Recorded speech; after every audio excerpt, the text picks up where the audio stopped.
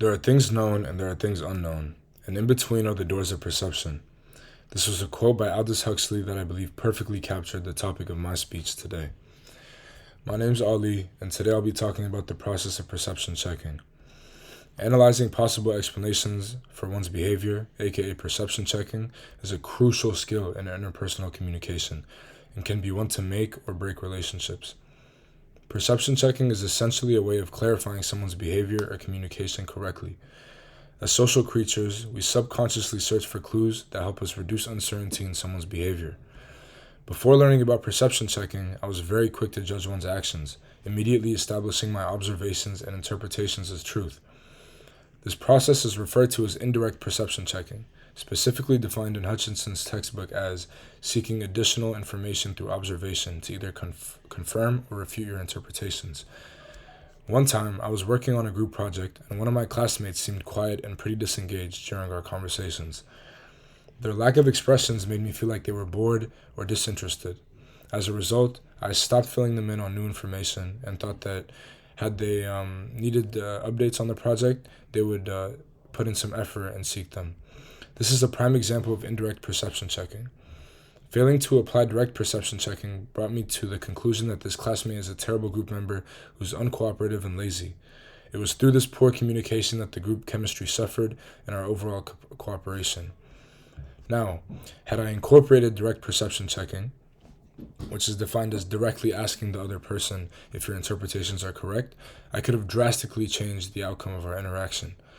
I would have asked my classmate if their lack of expression was because of their disinterest in the topic or for any other underlying reason. This gives them a chance to provide me with reasoning behind their behavior, and whether it's because they didn't sleep much the night before or they're overwhelmed with some upcoming exams, it would give me more clarity and help me sympathize with their behavior. After learning about the modes of perception checking, we can apply them to our day-to-day encounters and improve our interpersonal communication.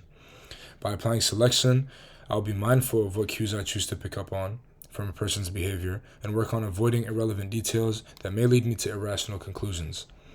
Next time, if my friend doesn't get back to my text, I wouldn't be so quick to jump to conclusions, such as thinking that they're mad at me or maybe even avoiding me.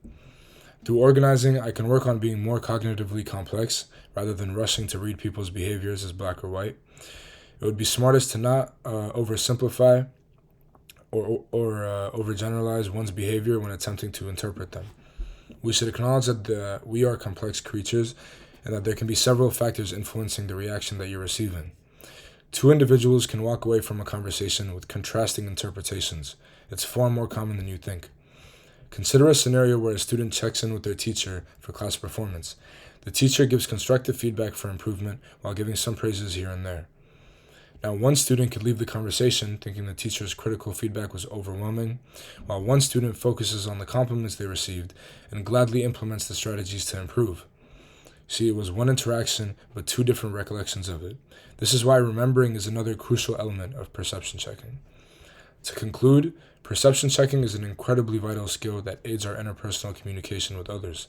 It's through selecting, organizing, interpreting, and remembering information that we can form the best perspectives of others and their intentions. By bridging these gaps of communication, we can become more empathetic while reducing misunderstandings. And remember, your perception is what creates your reality. Thank you.